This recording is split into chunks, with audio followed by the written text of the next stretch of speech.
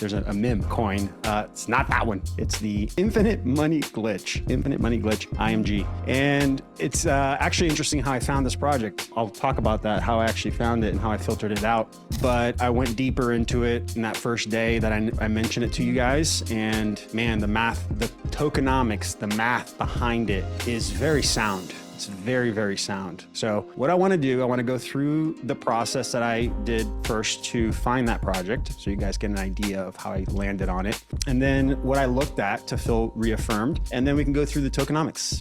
So here it is, IMG.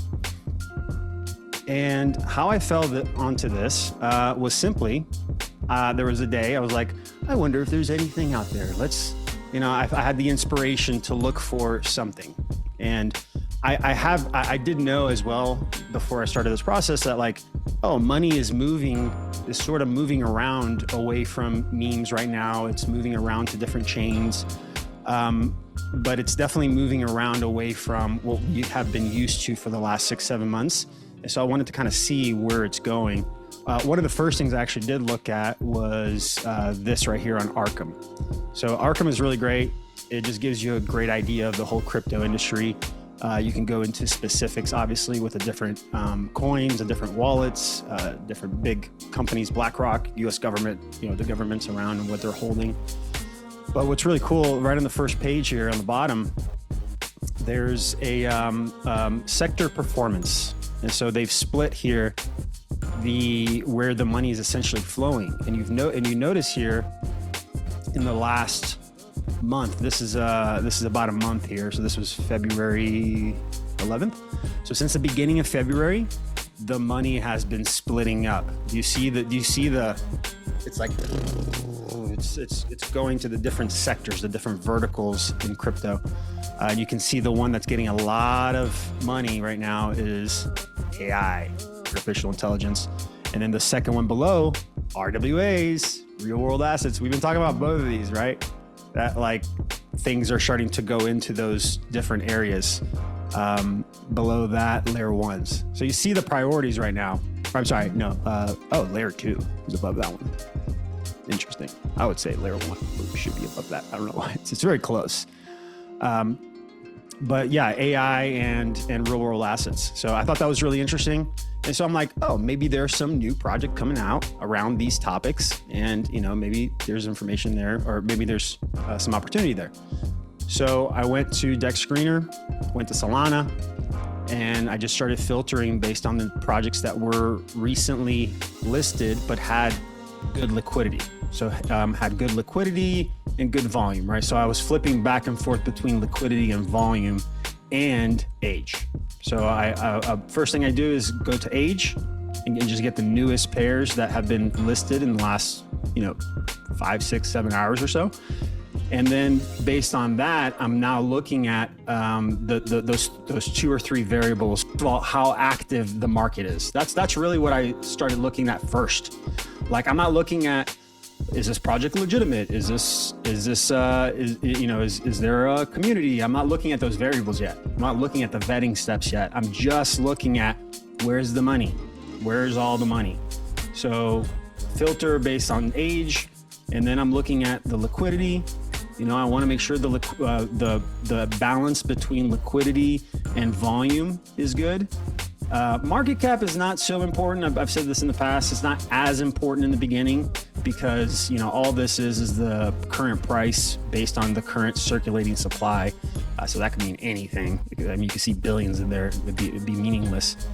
What makes sense is how much liquidity, and liquidity is the actual money, the actual assets that are there in the orders, right, in the order book. Volume is every single transaction that happens inside that market. And so add up the dollar value of all the sales and all the buys, everything. And then the last thing you want to look at is makers. So makers, super important, because if you have, let's say liquidity was like 5 million, you're like, oh, liquidity is good. And then you look at volume, it's like, oh, liquidity or volume is at 2 million, 5 million liquidity, 2 million volume. Ooh, that feels good. And then you look at makers and it says 100. Red flag. you know, that means that there's a small amount of people with a lot of money, you know, putting their liquidity into this market. So that's like a honey trap.